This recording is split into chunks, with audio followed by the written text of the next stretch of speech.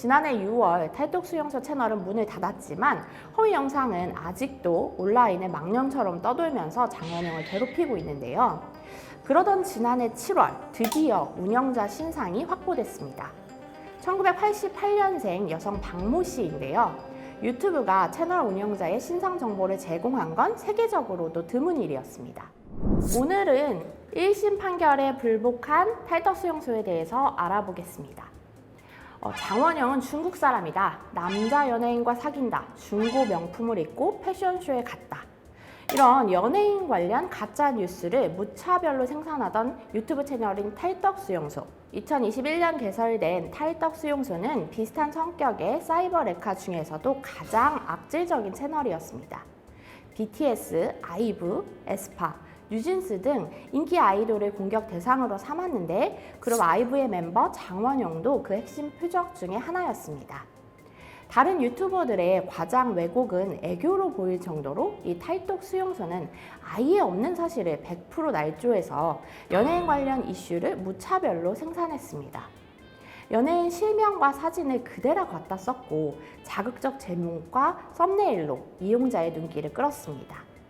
100만 조회수에 달하는 영상까지 나오자 운영자는 돈을 더 내면 비밀스러운 컨텐츠를 공유해주겠다며 유료 회원도 모집했습니다. 장원영의 소속사는 채널 운영자를 명예훼손으로 고발했지만 구글은 미국 회사라 곧바로 피해를 막을 도리는 없었습니다. 그 사이 많은 이들의 알고리즘에 탈덕수용소 영상이 노출됐고 가짜 정보는 마치 사실인 것처럼 세상에 퍼졌습니다. 지난해 6월 탈덕수용소 채널은 문을 닫았지만 허위 영상은 아직도 온라인에 망령처럼 떠돌면서 장원영을 괴롭히고 있는데요. 그러던 지난해 7월 드디어 운영자 신상이 확보됐습니다. 1988년생 여성 박모 씨인데요. 유튜브가 채널 운영자의 신상 정보를 제공한 건 세계적으로도 드문 일이었습니다. 이 정보를 이용해 장원영은 박 씨에게 소송을 걸어서 1심에서 1억 원의 손해배상 판결을 받아냈습니다. 가해자가 가짜뉴스를 유포시키는 것은 손가락 몇 번만 움직이면 끝날 정도로 쉬운 일인데요.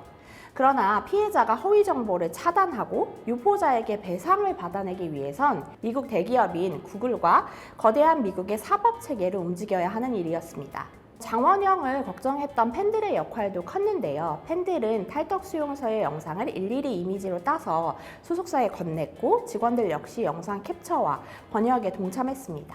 그 파일만 수천여 개에 달했는데요. 부푼 기대 속에 구글로부터 받은 첫 통지서는 실망스러웠다고 합니다. 유튜브 계정 아이디와 개설일, 인터넷 프로토콜 주소 등 대략적인 정보만 있었기 때문인데요. 이것만으로는 특정하기에는 부족하죠.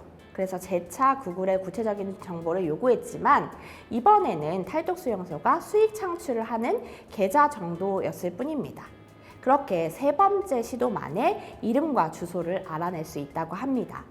해당 자료를 토대로 한국 법원에 소송을 냈고 주소 보정 명령을 통해 완전히 정보를 확보할 수 있었던 것이죠. 탈덕수용소를 상대로 한 소송은 현재 진행 중인데요. 앞서 서울중앙지법은 손해배상 청구 소송에서 1억 원을 지급하라고 판결했습니다.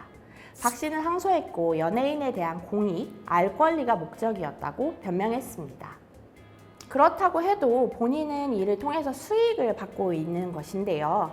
표현의 자유가 타인의 권리를 침해하거나 사회 질서에 위반된다면 그땐 완전히 다른 문제 아닐까요? 이런 경우에는 합의를 해주거나 선처를 해줄 필요는 없다고 생각합니다. 유튜버 탈덕수용소 박 씨가 아이돌 및 연예인들을 비방하는 영상을 지속적으로 업로드한 혐의로 형사적으로 검찰에 의해서 징역 4년과 2억 1,142만 152원의 추징금 역시 구형됐는데요.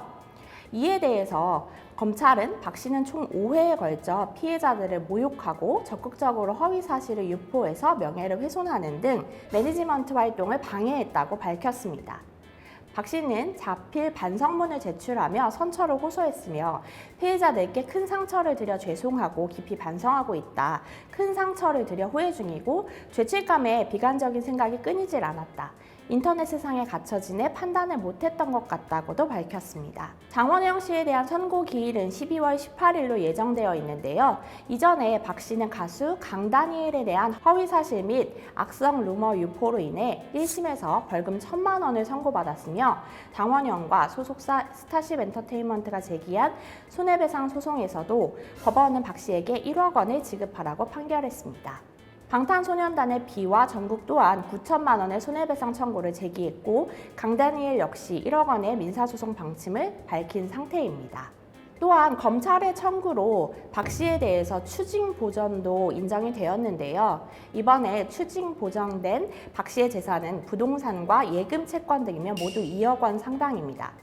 추징 보전은 범죄 피의자가 형이 확정되기 전에 특정 재산을 빼돌려 추징이 되지 못하게 되는 상황을 사전에 막기 위해 양도나 매매 등 처분 행위를 할 수 없도록 재산을 동결하는 조치입니다. 검찰은 법원 결정을 토대로 2억 원이 넘는 박 씨의 범죄 수익금을 환수할 방침입니다. 박 씨는 2021년 10월부터 지난해 6월까지 유튜브 채널 탈덕수용소를 운영하며 장원영 등 연예인과 인플루언서 7명을 비방한 영상을 23차례 올려 명예를 훼손한 혐의로 최근 기소가 된 것입니다. 장원영은 지속적인 허위사실 유포로 명예가 훼손됐다며 박 씨를 상대로 손해배상 소송을 제기했고 원고 일부 승소 판결을 받았습니다. 법원은 박 씨에게 1억 원을 배상하라고 판결했으나 박 씨는 뒤늦게 판결에 불복하고 항소장을 제출한 데 이어 소송 결과에 대한 강제집행 정지도 신청했습니다. 강제집행 정지를 신청한 걸 보면 1심에서 1억이 나오고 가집행을 들어간 것 같아요. 그러니까 가짜가 붙어서 아직 판결이 항소를 했기 때문에 확정된 건 아니지만 집행을 할 수 있는 거거든요. 임시라도. 네. 그래서 이제 가집행이 들어가서 그걸 멈춰 달라고 지금 강제집행 정지를 신청을 한 것 같아요. 근데 사실 그러면 이분은 1억 판결된 거를 집행을 멈추려면 1억을 담보로 법원에 넣어야 되거든요. 그럼 그 돈이 있다는 거거든요. 담보를 넣을 1억이. 그러면 이분은 진짜로 23개의 영상밖에 안 되는데 엄청난 수익을 올린 건데 그게 다 남을 가짜로 비방하면서 올린 수익이라는 거죠. 시청해주셔서 감사드리며 궁금하신 내용이 있으시면 댓글 또는 아래 하단 링크로 연락주시면 자세한 상담 도와드릴게요. 여러분의 구독과 좋아요는 저에게 힘이 되는 응원입니다.